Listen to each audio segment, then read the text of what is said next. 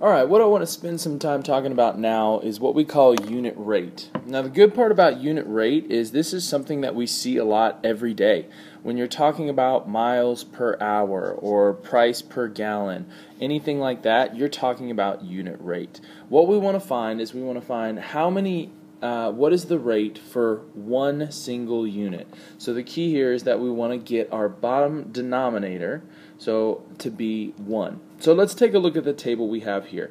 We have a table of the gallons used and the miles traveled. So what I want to take a look at, and our equation, or what we're going to use for our formula for unit rate, is going to be y over x. This is going to give us our setup. So what I'm going to do is I'm going to look at my first row here, and I'm going to take 180 and put it over 10. My y over x. That's what I did right here. Now, like I said before, the key is to get it to be one single unit on the bottom. So here my y's are miles and my x's are gallons. So I want to know what is the miles per gallon. A handy thing to know for all you car drivers out there. So I want to start asking myself, well, how am I going to get my 10 to be a 1? Well, I can do that, I know, by dividing the bottom by 10. Then whatever I do to the bottom, I have to come up and do to the top. So 180 divided by 10 is going to be 18. And there we go. This would be our unit rate. This tells me that I am going to get 18 miles per 1 gallon. And that would be our unit rate. You may also see this as 18 miles per gallon, since we reduced it to 1 gallon. Okay, so like I said, it's something we've seen before. The part about unit rate that's cool as well is it's going to work for every single y over x on this table. So say I took my 360 over 20, just using this bottom row right here. Well, I want to turn again my bottom unit to be 1, so I divided by 20. If I do the same thing on the top, 360 divided by 20, again, is going to give me the same unit rate of 18 over 1. So when we see our multiplicative relationships that look like this, our unit rate is going to stay the same throughout the entire table. Now, say they don't give it to you on a table, but say instead we have a graph that looks like this. Okay, it's going to be just like our rate of change when we have the graph. We always want to come back and look at that table. So I'm going to set up my own little table here.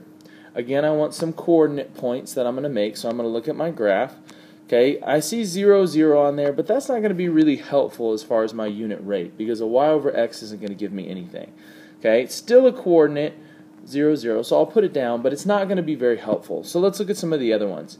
Well, I have 112, and I also have 224. Now, if you notice, this is talking about feet and inches, so some of you may already have an idea of what this unit rate is going to look like. So let's go ahead and put these on our tables. 112, 224, and here we go. Now, my unit rate, my UR, as I'm going to say here, remember the formula is y over x. That's going to give me the unit rate. So I'm going to try the first one out. I'm going to put 12 over 1. Well, hey, look, my bottom number already a 1. I don't have to do any work. So I know that I have 12 inches per 1 foot, right? There's our unit rate. So you may see 12 inches per foot right there. And notice if I do the same one, if I use, whoops, not 12 again, if I try 24 over 2, I want to turn that bottom number into a 1 by dividing by 2, so I do the same thing up top, and again I have 12 over 1. So I have the same unit rate there. So if they give you a graph and ask for unit rate, it comes back to the table. Then we do the same thing, putting our y over x, and reduce that denominator down to 1. We always want that bottom to be 1 unit. Okay? One final thing, say they give us an equation, right? So I have this simple equation right here. This is 15D equals m. Well, if you have an equation, you already have the unit rate there. If you remember from our video on rate of change, we talked about to find the rate of change, that was our coefficient. We reduced it down, and when we had a fraction, say like 15 over 1, that would give us coefficient of just 15. So anytime you see a coefficient right here being multiplied, that is your rate of change. So the rate, or excuse me, not the rate of change, the unit rate. It is the rate of change as well. The unit rate here would be 15, okay? 15, and now this is going to be a little bit different because it's actually 15 m per d. But this is the number we want to look for right here. What I want you to get out of this is, in an equation, your coefficient is going to be your unit rate. Okay, so hopefully that clears up some unit rate stuff. Keep an eye out. You see unit rate all over the place. So now you know a little bit about why it is what it is.